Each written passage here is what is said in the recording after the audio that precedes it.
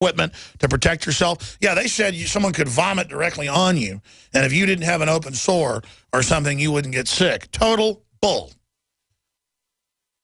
And meanwhile, Ebola patients are just vanishing in places like Liberia. They're just throwing them into camps. So clearly, even mainstream news admits there's a cover-up what the real numbers are.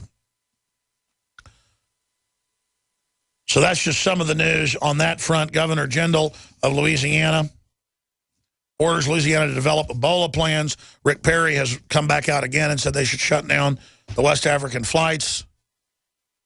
NBC's Schneiderman, who said just take your bleeping vaccine, who got caught breaking quarantine, faces credibility issues, AP reports.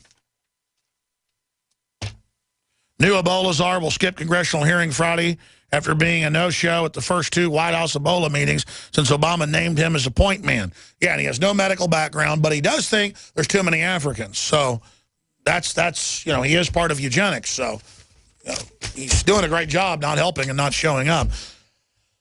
Let's go to some phone calls. Then I'll get into what I mentioned earlier, Time Magazine. Let's fix it. Let's end human driving.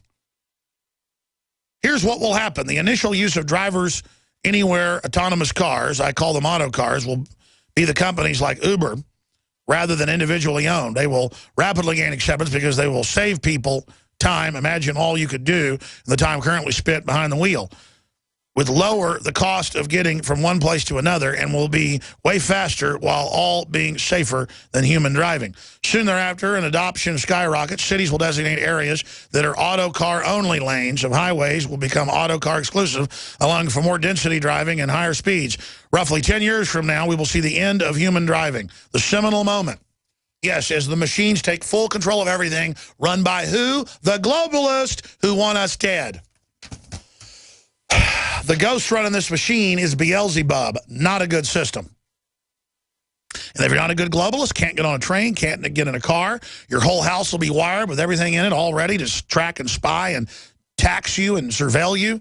I mean, it's just a nightmare system, and we're letting them build it, so we better shut it down as consumers now before their panopticon Skynet's in place.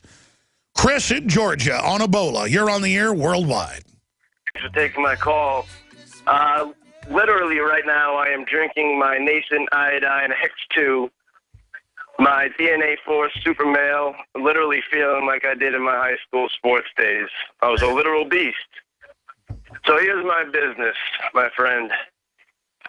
You literally exposed almost every plan and the endgame major plan, but what the people need is a dynamic list of the people behind it.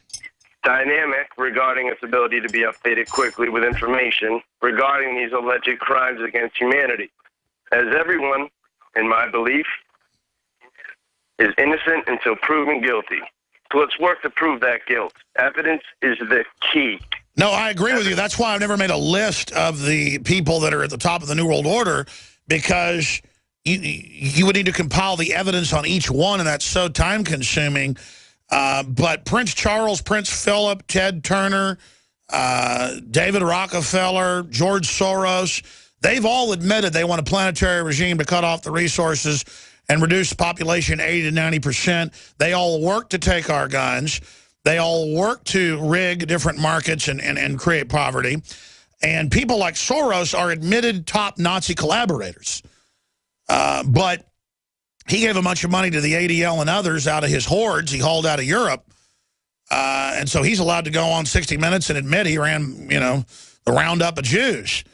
And so he gets to run Media Matters, you know, basically calling for me to be arrested. And, you know, MSNBC calling, you know, saying I'm a terrorist. Because, I mean, here I am. My grandfathers both fought the Nazis. One of them flew a fighter plane, the other in B-17s and also Liberators. Both of them almost died. So I can sit here and be attacked by a Nazi who just won't hurry up and die. So, I mean, I think we can officially say George Soros is a criminal and is a piece of trash. But I don't even... Something happened to him, nothing would happen to the New World Order because he's already got all his, like, his minions under him and all the rest of it. I've just had enough of it. And I'm not even looking for trouble from Soros.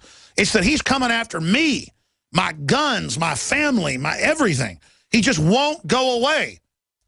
I mean, what kind of justice is that both my grandfathers, who were great, loving, hardworking men, are dead, and that giant piece of garbage is still crawling around like a 200-pound cockroach?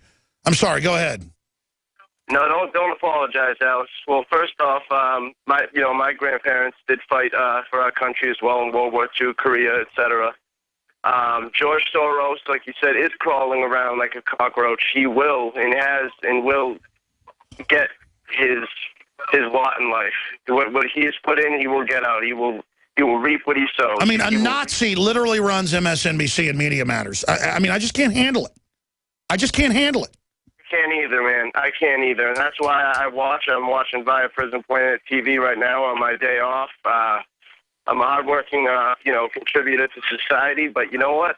I'm almost addicted to this stuff. I can't stop. It's like watching a car crash in slow motion. You know why you can't get away from it? It's reality. We're supposed to watch Madison Avenue and all the dramas and all the PR and all the mindless Kardashians. Meanwhile, there's a universe around us, a criminal elite sitting on top of us. There's so much good and so much bad. The real world is happening around us, and any man who's got his head halfway screwed on straight would not be able to stop learning how the world works. See, most guys learn how the sports teams work and are experts on that. You're meant to use your brain to know how the world works, and it is incredibly interesting. I am so obsessed with it, and you're absolutely right. The more you learn, the more you want to learn. But Rothkopf wrote a book called Superclass about the 6,000 world elite. And I'd say that's a pretty accurate book. He's the head of the Kissinger Group. It's about 6,000 people that are doing this to us, and they're a bunch of trash. We're on the march.